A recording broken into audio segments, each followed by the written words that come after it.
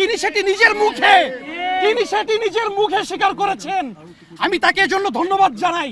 প্রধানমন্ত্রী যেদিন রাজাকার শব্দটি উচ্চারণ করলেন, ওই দিন তিনি একটি কথা বলেছিলেন, একটি সুন্দর জিনিস উনি আমাদেরকে চোখে আঙ্গুল দিয়ে দেখিয়ে দিয়েছিলেন। উনি বলেছিলেন যে শিক্ষার্থীরা আন্দোলন করছে, এরা কেউ সংবিধান সম্পর্কে অবগত নয়, এরা সংবিধানে কিছুই জানে না। আমি একটি প্রশ্ন রাখতে চাই, এখানে বাংলাদেশের সবথেকে মেধাবী শিক্ষার্থীরা উপস্থিত রয়েছে। আমরা যখন ছোট ছিলাম, আমাদের ভাগ্নির আজকে যারা ছোট, আমি দেখেছি তারা স্কুল ব্যাগ নিয়ে যখন স্কুলে যায়, সেই ব্যাগে 14 থেকে 15টি বই থাকে, অথচ একটি ছোট সংবিধানের একটি লাইনও আমরা ছোটবেলা থেকে আজকে পর্যন্ত আমাদেরকে শেখানো হয় নাই। বাংলাদেশের যে রাজনৈতিক দলগুলো সব সময় চেয়েছে এদেশের তরুণ প্রজন্ম যাতে সংবিধান না শিখেই বড় হয়, তিনি সেটি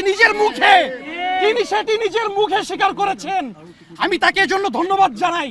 এবং আরেকটি কথা বলতে চাই, আমরা যে বলি আমরা রাষ্ট্রের মালিক, আমরা সংবিধান কিন্তু পড়ে সংবিধানে দেখি নাই যে আমরা রাষ্ট্রের মালিক।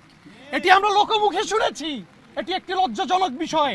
আমরা কিসের ভিত্তিতে এই রাষ্ট্রের মালিক সেটা কিন্তু আমরা ব্যাখ্যা করতে পারবো না বলেই মুখে বলছি আমরা এই দেশের মালিক, কিন্তু বাস্তবে আমরা কিন্তু অনুভব করি আমরা এই দেশের দাস। আমাদের সাথে কৃতদাসের মতো আচরণ করা হয়, আমাদের জীবনের কোনো মূল্য নাই।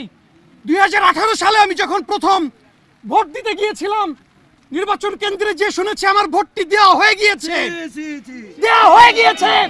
সেদিন আমার একটি উপলব্ধি হয়েছে, আমি এই দেশের নাগরিক।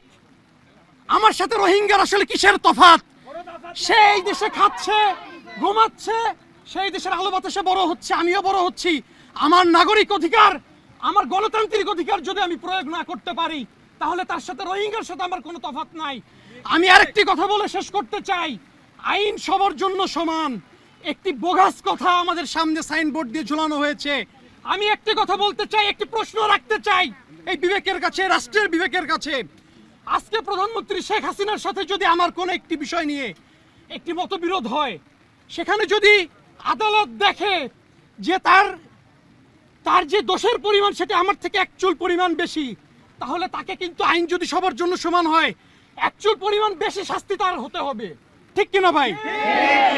কিন্তু আজকে 2024 সালে এতগুলো মানুষ খুন হওয়ার পরেও তিনি জাতির কাছে ক্ষমা চাওয়ার যে দাবিটি আমাদের রয়েছে 8 দফা 9 দফা দাবির মধ্যে, এই দায়িত্ব নেওয়ার যে বিষয়টি রয়েছে প্রধানমন্ত্রীর, তিনি কিন্তু সেটিকে এড়িয়ে যাচ্ছেন।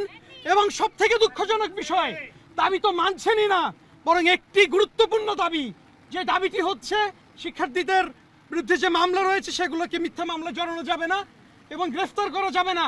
এই জিনিসটি কিন্তু আরো বেশি করে করা হচ্ছে।